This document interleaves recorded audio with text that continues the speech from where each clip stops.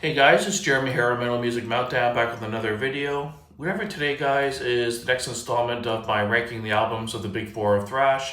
If you are new to the channel, welcome, and definitely check out my playlist. I've been kind of going through each album, like comparing their debut albums, their second studio albums, etc. And we're up to the ninth studio album now, so we've done quite a few of these. And I figured, what the hell, I've got this far into it. I'm also see it all the way through. Which will be, I guess the last one will be the 11th studio album, since Metallica and Anthrax only have 11 studio albums, so that's kind of pretty much as far as I can go. Well, like I said, this will be the 9th studio album. Comparing it to the last video, the 8th albums, this is definitely a lot better. There's at least some decent material on these albums. The 8th ones were just so bad, like all four of them were literally my least favorite albums from each band. But these ones have some decent albums in here, so at least some good songs.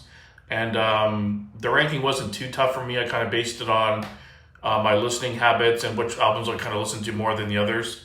So let's jump right in, guys. At number 4, I went with Anthrax, We've Come For You All. I always like the album cover on this one, kind of a cool looking cover, kind of like a comic book kind of feel.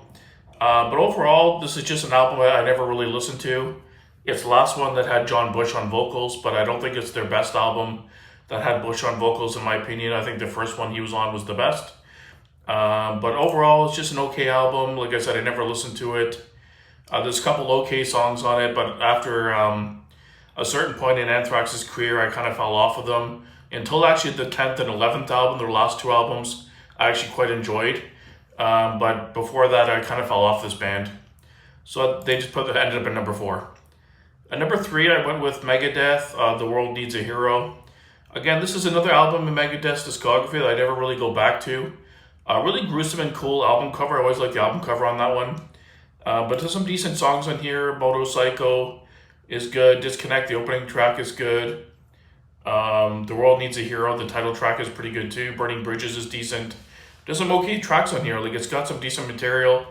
But overall, like I said, if I want to throw on Megadeth, there's kind of just a handful of albums I kind of go back to, like Rust in Peace and Peace Cells and the debut, and just certain albums I kind of gravitate towards. Even their later catalog, I'd rather listen to Dystopia or Endgame, some other albums I'm just more into. This is a decent album, but it's just kind of mediocre Megadeth in my opinion, and I have it at number 3. Number 2, I went with Slayer, God Hates Us All. Even though I'm not a big fan of their kind of more new metal era, when they kind of were trying to trending with what was happening in the world with metal, this album does have some good tracks on it. I do enjoy the title track quite a bit. That's a really good tune. Disciples are a really good tune as well. Threshold, Warzone. There's some decent songs in here, good riffs. But again, it's just a little too much on the new metal kind of sound. But they do maintain the heaviness, which I really enjoy. And there's no denying there's some great riffs in there still. And number 1 had to be Metallica, Death Magnetic. I was a monster Metallica fan growing up. They're the band that got me into metal. So I definitely have the most history with their catalog. And this was the first album where they really finally got back to their older style, more thrashy kind of material. Load and Reload were more just kind of straight up bluesy hard rock albums. And Saint Anger, as much as it sucks, at least they started to incorporate a little bit more thrashy riffs in there. So it kind of put them on the right path again. But Death Magnetic was a good return to form. It's not near as good as their first 4 albums, of course, or even 5 albums. But it's got some really solid material on here. The Day That Never Comes is really good. Cyanide's a great song. My Apocalypse, the Judas Kiss, the whole album is pretty solid off top to bottom. There's not really any weak songs, I would say, on here. Even the instrumental, that's 10 minutes, Suicide and Redemption, is a pretty cool track.